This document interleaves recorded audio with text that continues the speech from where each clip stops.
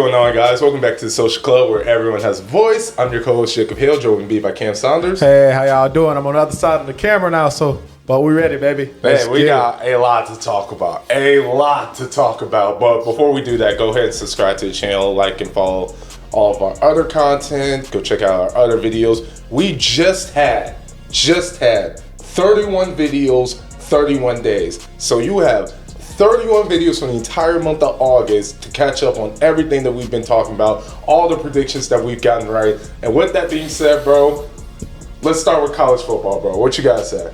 First things first is I am not a Colorado fan. I'm a supporter of Deion. I want to let that be known. I am that's an why LSU I have, fan, just so we know. Yeah, so that's why I have this college shirt over to Colorado, because as you know, this is BS what I have on, so I just want to let that be known off the bat. But let's just talk about, week one takeaways. Today's Monday, so we get to see North Carolina and Bill Belichick tonight. I'm excited to watch that. But first thing first, I just want to say, what a freaking week of college football. We are back. That's let's just get that out of the way right now. What a week of college football. It was just absolutely phenomenal. It lived up to the hype. College football is the greatest sport in America. That beats the NFL. That beats everything. Nothing beats college football. And I was just happy to be back before I even get into anything like that. I just wanted to see what was your first week, takes looking like from all the games. I just want to say that was a phenomenal week before I get started. Well, first, who is your team? My team is the University of Florida. Right here, before we start, when Hale zoom in on this, it says Florida is going to win the Natty, right? And this is no troll. I wholeheartedly believe this. We have a pretty tough schedule. I think we sit about 12th as far as schedule ranking. LSU is 4th, by the way. I just want to let you know that. So good luck.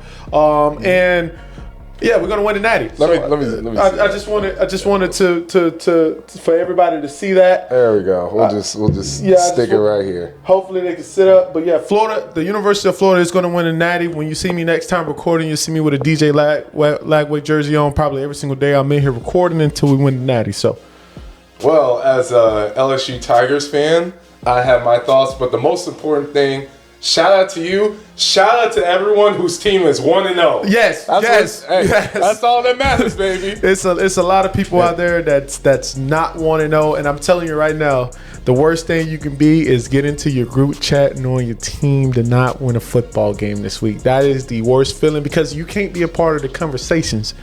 It's winter conversations only. Florida had a very tough game this week. We played against Long Island, and that was a really tough 55-0 win, but we on to the next week. We got to improve from it. Yeah, no, I'm not letting you get away with that. You went against a team that didn't have a logo. I'm not letting you get away with that. But no. Most important thing I want to say, and I want to get this started, is it's always tough that first game, especially from a fan perspective. All the hype, who's coming back, who's not, all these variables, right? The last thing you want to see is your team lose the very first game. Because it makes you nervous. It sets the tone for the rest of the season. Yes. But more importantly, not all losses are built the same. Yes, 100%. 100%, man. Some losses you can live with. You understand it's a tough opponent. Other losses makes you nervous. Yes. Bad. So I want to ask you, tell me some of the teams who have lost that are making you nervous right now. Okay, so first thing first, I want to say is, so everybody know, I think this year the committee is going to put more emphasis on strength of schedule. Right, they want to see good teams play good teams, kind of like what we want in boxing. We want to see the best fighters fight the best fighters. Right. So with that being said, I just want to say, if your team is in the top 10 to start preseason ranking and your team lost, you will be fine. Except Alabama. Okay, Alabama is the only team that's in the top 10 that lost this week. That will not be fine. I feel like every team that lost this week will be fine. When you're playing against good teams, you can validate losses more, especially on how you lost. Like Texas lost to Ohio State. They lost by a touchdown. It was a low power, high conference game, like high power game. Like that loss shouldn't really affect Texas. Now, mind you, they should drop in the ranking. But that it was a good fought game. Same thing with Clemson. I feel like Clemson shouldn't really get knocked by LSU because both of them teams are really, really good. So, like, the 4 teams in Notre Dame also, I really don't like Notre Dame. I hate Notre Dame, by the way. Me and you both. Yeah, I hate Notre Dame. But they shouldn't be knocked too bad because of the loss to Miami. It's just really good games. So with the new strength of schedule rule, I feel like top 10 teams shouldn't be knocked or penalized for super bad losses, especially against another top 10 opponent. So I really do like that. I feel like teams shouldn't really be worried about it. So if your team lost outside of Alabama, you shouldn't really be too worried. Alabama, you need to you need to have a state of emergency meeting right now in the government office. Y'all need to figure out a way to get Nick goddamn Saban back into that building, because that team has zero heart, zero discipline. The lack of effort is not there. And you know what the problem is? Oh man, you know what the problem is? The reason why Alabama is really bad this year is because they bring these coaches from other conferences, such as the Pac-12, that plays a lot of finesse ball. This is the SE freaking C. You know how SEC ball works. It's my guys is gonna knock the shit out of your guys, and you're gonna have to stop it. There's no finesse football in the SEC. It's straight pound ground NFL football. My Joe versus your Joe. You better have the tougher goddamn guys. That's what SEC football is, Alabama, and y'all need to get back to it. Caleb DeBoer, you need to figure that shit out. This is tough football. This ain't no finesse. You ain't for the X's and O's, the SEC. They got guys too. Everybody got guys in the SEC. Your guys just need to be tougher than the next guy. You need to figure that shit out. And I'm not even an Alabama fan, but this SEC freaking football. And I love SEC ball, and that's not how you play it. You don't lose to no damn Florida State to open up the season. All right? You know what? Just go ahead. Go ahead. Hey, man, I couldn't have said it better myself. And I think one thing that you touched on that I do agree with is, again, there's one thing to lose, but a bad loss, Alabama looked like it has no culture. Nothing. I mean, if you got guys, first of all, first game of the year, and you got big guys to run towards the football, to do game tackles, right? You have full-blown defensive assignments. It's one thing to get beat on a route. It's another thing when you don't even see the guy. Yep. When you don't see the guy and he's wide open, that's bad. Yep. That's really bad. And just I firmly agree. One thing that people get wrong, good coaches in other leagues get wrong when they come to the SEC is that you can have all the talent in the world, all the scheming in the world, but if you don't have the culture, if you don't have the guys that actually have the mentality to grind it out, none of that stuff is going to matter. And that's literally what happened. I mean, as good as the Alabama defense was, they got absolutely shredded. Absolutely shredded. From the experts, by the way, they had Alabama the best team on paper. From experts. Yeah. You can look it up all over the internet. Experts say that Alabama is the best team in the country on paper. Yeah, which again, I mean, I'll say it once, I'll say it again. Paul Feinbaum, it's time to retire. I mean, you know, this is why people don't trust the experts anymore. Yes. This is exactly why, because we can do this job. Like me and you, we can do this job. Our takes in the 31 Days, 31 videos were significantly better than what they said. Yes. We gotten a lot of stuff right. What I said about Arch Manning, what you were saying about Florida SEC ball and all the lights, right? They're still looking good, even though, you know, Bama. But our takes were significantly better than the experts, bro. Like, it's bad. Like, just for anyone, it's time to stop listening to these experts. It's time for a lot of these people to retire, except, you know, of course. And the best way to like, once again, he said, don't listen to the experts. You know how you go find the information out you want to know? Just watch the freaking games. That's it. Yeah. It's not hard. Just what I get it. I seriously, I'm not kidding, and you could probably attest to it too.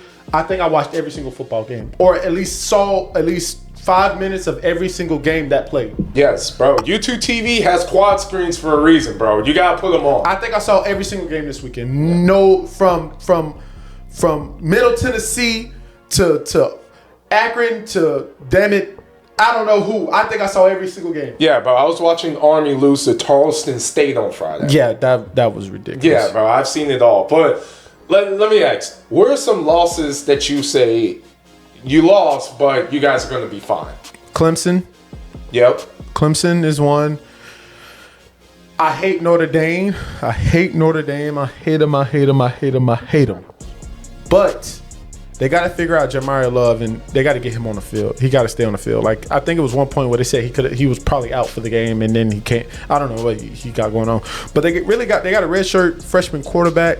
So here's my biggest takeaway. My biggest takeaway. the teams that's been traditionally good this year, you know what they all got in common? They got really young quarterbacks, redshirt freshmen, guys you haven't seen on the field. The team and them teams are going to be able to compete, but they are not going to win because I feel like the teams that got the senior quarterbacks are going to be in a better position than the teams. Like, for an example, Notre Dame, Bama, who else got a really young quarterback? Ohio State, Texas.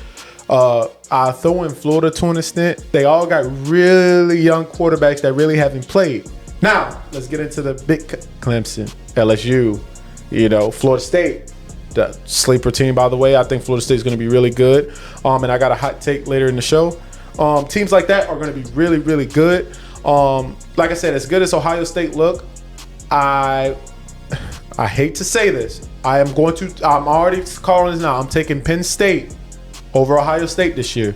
Just because of quarterback play, I think Allard is the more experienced quarterback, and I don't think that freshman is going to be able to handle that over 4 quarters. I really don't. Now, it's going to be later in the season. That quarterback's going to have a lot more reps, but right now, early in the season, I think I'm going to take Penn State over Ohio State just because I think veteran quarterback, whoever has the more veteran quarterback is going to win a national championship. You're not going to see a redshirt freshman win a natty this year. That's my take this year. Okay, that's interesting. Well, let's get right into it. Let's talk about this Texas versus Ohio State. Now, I was actually at the game.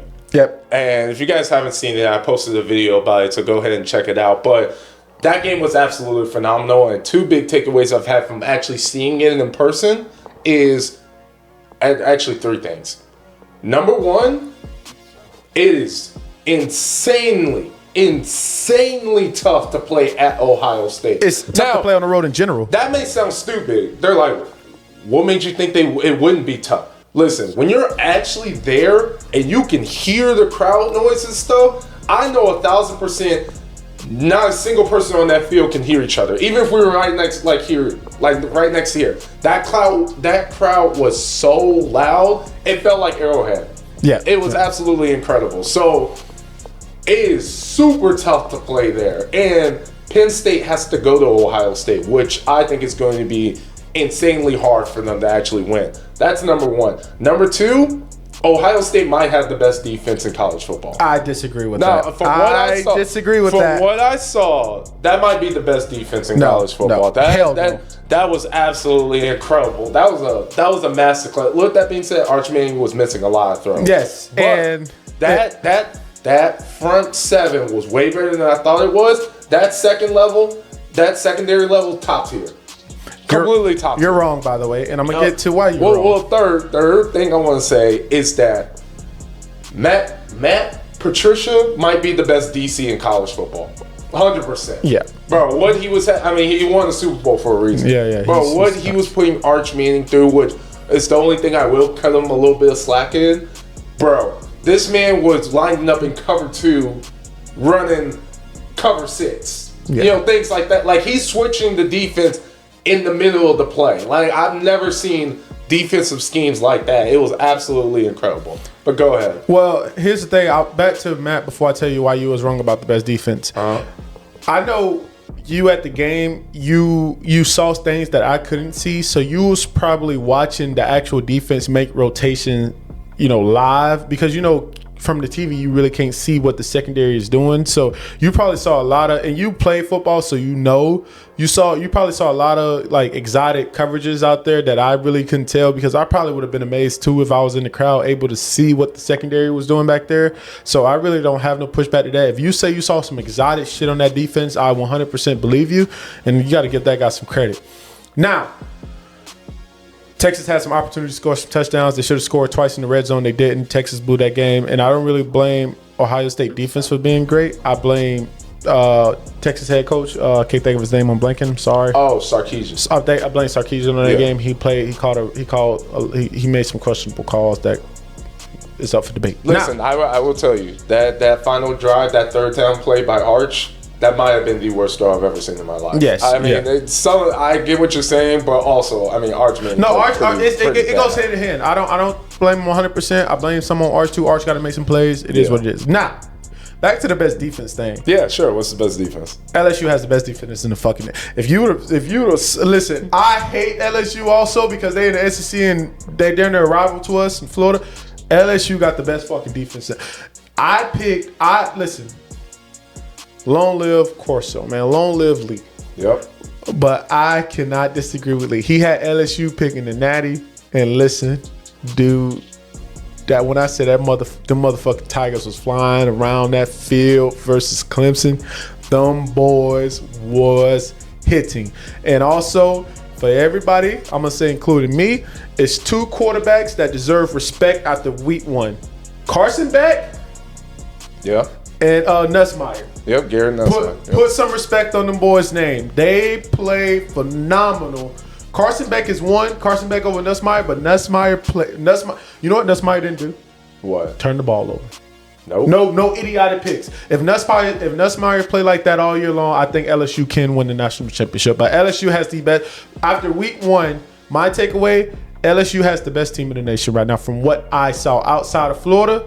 And, let me stop trolling. Okay, LSU has the best team in the nation from what I saw. I think LSU, they got some demons at receiver. They secondary is elite. LSU, like I said, no meat riding, no pulling the tail, no coat.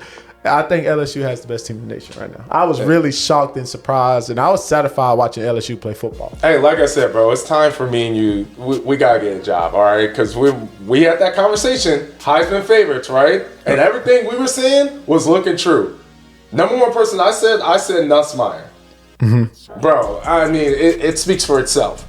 It speaks for itself. Yeah, Nussmeier. I don't think I forgot what. I think you said Jeremiah Smith was 1, but I forgot who you said the number 2. But you had a Q. I think you had Lenore Sellers. Yes, I had Lenore Sellers. And he looked phenomenal. Yeah, Lenore's a beast. He looked good. But I changed my Heisman pick.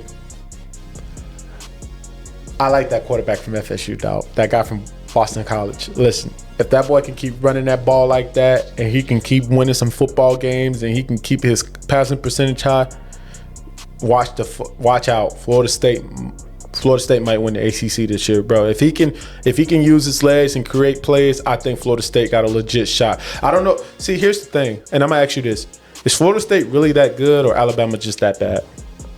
I think Alabama's really that bad. Now, here's what I'll say. I think no one expected Florida State to be good in any capacity. But the fact that they are not legit, but they're a hard opponent, I think that's what surprised a lot of people, right? Mm-hmm. But I think Alabama really did play that bad. Now, no hate on Castellano, because true ball knowers saw him at Boston College. Yeah, he was like that at Boston. Making real money off of him last year for what he was doing. So no hate on him. The only thing that I want to just say hold the brakes on is because watching Miami and watching Clemson, those 2 boys, they're going to be just fine. Yeah, 100%. And they got some real talent on there that could beat the brakes off of Florida State from what I've seen. Now, I think Florida State's going to be tough, but I'm not in that realm to say that they're winning the ACC or anything like that. They're just making it interesting. Yeah, for sure. I want to see what Miami defense look like versus a veteran quarterback like a Clemson quarterback. I couldn't really tell whether their defense was good or bad. They was causing turnovers. They was, playing some good ball, but they also played against a really young quarterback. That was his first start. So it's kind of hard to tell.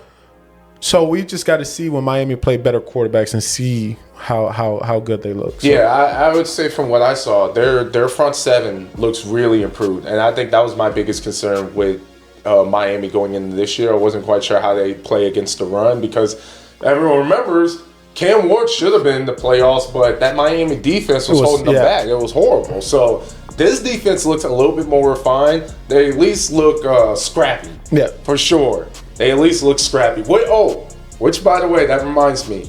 Give me a team not in the top 25, but played extremely well. Like, completely blew you off guard. Tulane.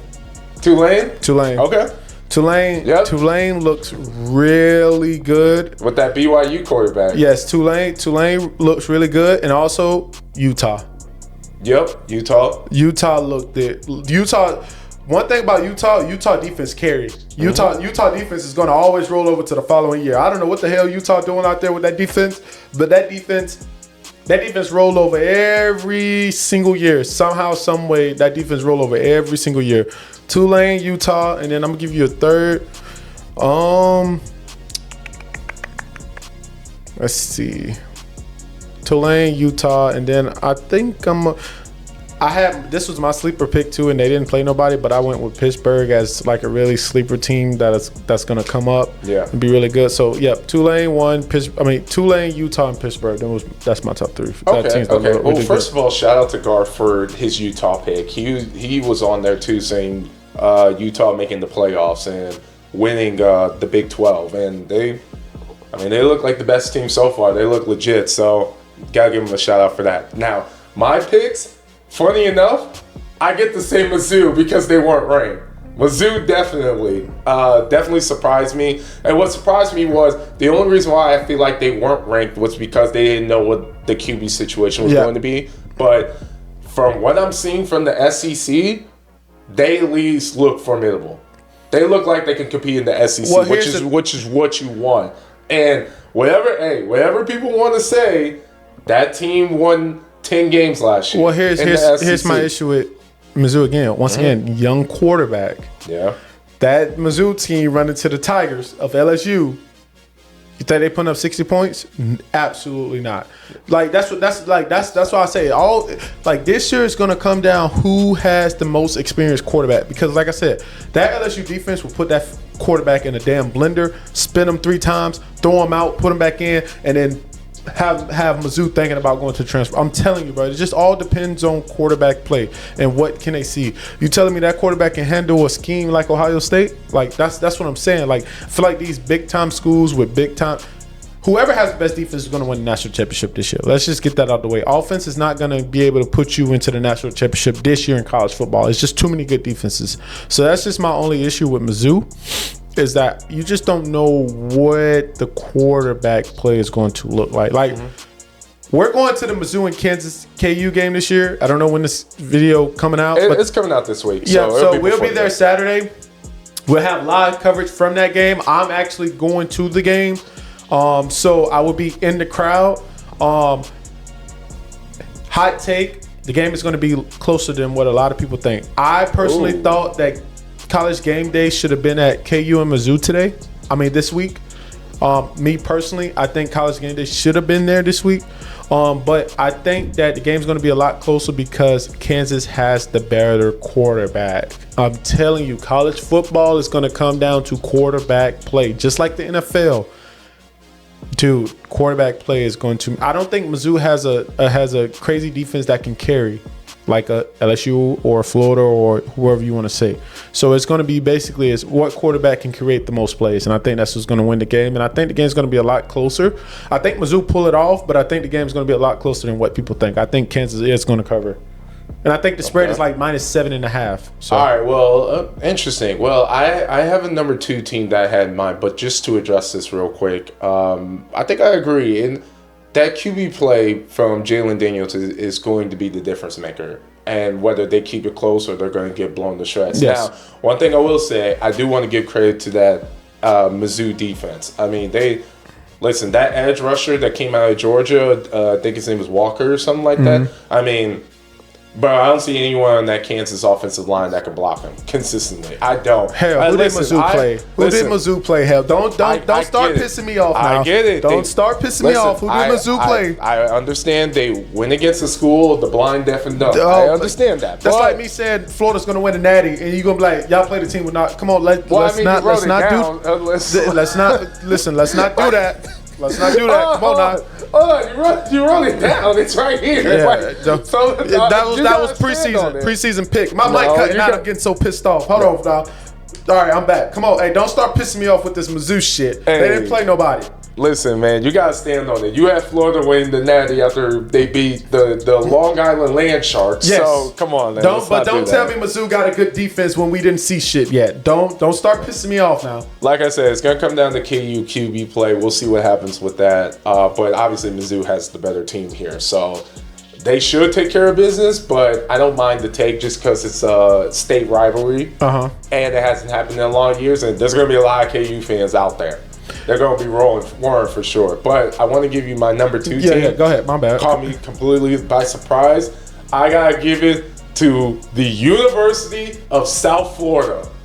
Oh, my God. What they did to Boise State. Yes. I think That defense was probably freaking flying. That defense was probably one of the worst ass whoopings of the entire weekend. Yes. I mean, oh my God. First of all, the QB was playing like prime Lamar Jackson. That defense was hand hunting. Yeah, no, that defense was trying to kill somebody for real. Soul snatching. Yes. Oh my God, bro. It didn't even look legal. It looked like the Steelers with Troy Polamalu, James Harrison. Like, oh my God. So I gotta give it up to South Florida. Hey, South Florida facing Florida, man. You gotta watch out. We're gonna beat the shit out of USF, bro. We're gonna beat the shit out of USF. You gotta watch out. That team. Can I give you my takes real quick? Sure. Yeah. So first thing first, from watching that game, I want to give a shout out to Austin Genty because what he was able to do with that Boise State, you can just tell from watching that team last year to this year, Boise State was nothing but a running back in a bag of chips. Like, you can just tell the impact that he had on that team and how much he carried that team. So shout out to him because he really was carrying that damn team as far as he did, right? Secondly is USF defense is legit. Florida is a better team. We got a better offense. We're going to beat the hell out of them. But one thing I want to say is you talk about this quarterback. When watching him, he goes to his first read, and if that's not there, he panics. Florida's going to take away his first read. We're going to make a lot of issues for that USF offense. It's not even going to be close. It's going to be somewhere around 37-14 Florida. So I just want to get that out of the way, but continue. No, I get it. I mean, okay, let me ask you then. Out of this weekend, who would you say was the most overrated team? Now, Bama, we already established Bama. We're not going to talk about Bama. I'm looking for someone else other than Bama. What were some games that you saw, and maybe they even won, but what were some games that you saw that you were like, all right, this team's a little overhyped. Like, this team ain't going to go that far. Whether they won or lost this weekend. Well, it's kind of hard. So you have to have a little bit of week one grace. Like, you gotta have some week one. It's week one. You're gonna have some, like, dude, they don't get preseason in college, so you get it. Like, we've been a part of colleges where, we go into week one and it was a guy that's the starter. They've been the starter the whole camp. They play week one of the game. The coaches evaluate them. They not started no more. Their college career is done, right? So it's going to be a lot of, shaking up. They're going to move some players around. There's going to be some different starts, things like that. So I want to give a little bit of grace. But Notre Dame is always overrated because they get praised really high in the rankings and they never play anybody. And I'm kind of glad he took this week one loss versus Miami. So Notre Dame was automatically my one going into preseason.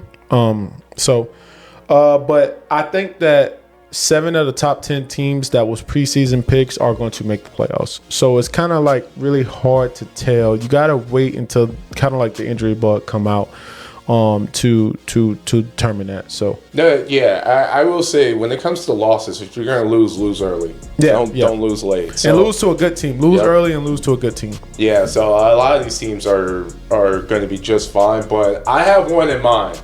I had one in mind because I was saying this from the very beginning. And I made an entire video about this too. I said from the very beginning, Kansas State was completely overrated. Yeah. Oh, I knew it. Yeah. I knew it. As soon as I saw the rankings, I was like, what did they do last year to even get this ranking? What did they do in the offseason? Who did they get? It was completely insane. I have nothing against Brandon Johnson. Avery Johnson, my bad. I have nothing against Avery Johnson, the QB for Kansas State. I actually think he's solid. However, people at the beginning of the year saying that he could be a dark horse for the Heisman and everything like that, I was like, all right, we're done. It's over. Well, I can see why they said that. He got legs. Any quarterback that has legs, you got to talk about him in that conversation. I agree. He could have been, bro. No, I don't accept that at all. And I don't accept that because... What's your hate against Kansas State? What have they done to you? Bro, what was on that team to even give them that ranking to begin with? Their defense was really solid last year, brother. They finished really high last year. I think they only lost like 2 games. Yeah, bro. I knew it. I knew it from when they were talking about that team and everything. I was like, nah, I don't know about that. Now, I wanted to give them grace over week 0 when they lost in Dublin because, first of all, the first half of the game was a hurricane. And then the second half of the game, I was like, at that point, the field's already jacked up. Dude. A full grass field that's been rained on for like 4 hours. Like, that's gonna mess it up. So I don't understand. Yeah, I don't understand why we play games. Or it has not been one game, including college and NFL, where we went overseas and played a football game, and the conditions been good and the field has been good. Like the year before that, Green Bay versus the Eagles, when they played overseas, that grass was horrendous. Yeah. I don't understand, why do we go overseas and play these football games in terrible conditions and terrible fields, and this is just very sloppy football game all the way around. Like, I don't understand it. I'm starting not to be a fan of it. Here's what I'll say. I understand why they wanted to do it, and I think it's cool because me and Garth were actually planning to go to Brazil and actually go to that game against the Chargers and the Chargers and Chiefs. Now, I understand the point. I like destination games. I like the concept of it. Like, I get that. But there's a couple things. Number one, at this point, these games need to be played in a dome. Yes, I 100% agree. These conditions are too bad, bro. Because you're going to Dublin, Ireland, and you're confused that it's raining. And it rains like 2/3 out of the year. Like, yeah, it's going to rain. Like, why would you want that for the players? Number two, as many fields as there are in America, why would you not have the same grass as any of those fields in America and have that in those games for that moment right there? Yep. You have the money to do it. I don't understand how we go to Brazil. We're like, we'll just use your grass and just see what happens. Yeah, like we'll just use a soccer field. We'll just see what happens from there. It's like, why would you even do that? Yeah. Like, what would you gain from that? And then third, which is most important, and this is why I think it's really stupid. You have this team fly 6-7 hours to the game. Fly back, right? You already know it's grueling, it's tough on the body. You gotta sit on a flight for 7 hours to even get there, play, and then come back for 7 hours. Can't move, stuck in the chair and all that. You do all that, and then you give them a short week to come back and play the next game. It's like, why would you even schedule it like that? Yeah. If you're gonna do that, at least give them an extra week. Yeah. At least be like, okay, week 0 is an extra week before, or we're gonna put this on Friday, whatever. Give them an extra day, but you had those guys fly back, and then they had to play that Saturday again. They essentially lost the day. Dumbest concept I ever seen. Yeah. So stupid. Kansas State almost lost to a FCS school, by the way, if anybody was under. That's why they were overrated, and that's what I was going to get at next, is that I was going to give them grace after the first loss, but once I saw what they were doing against North Dakota, and by the way, this is not North Dakota State. This isn't the real team. This is the University of North Dakota. I'll tell you right now, I'll cash out anyone $5. You can tell me what city the University of North Dakota is in. Yeah, I couldn't tell you. Yeah, I couldn't tell you either. I couldn't tell you. I couldn't tell you either. No one knows. Like, and they almost lost to that team. So I'm like, all right, I'm done with this. This team is completely overrated.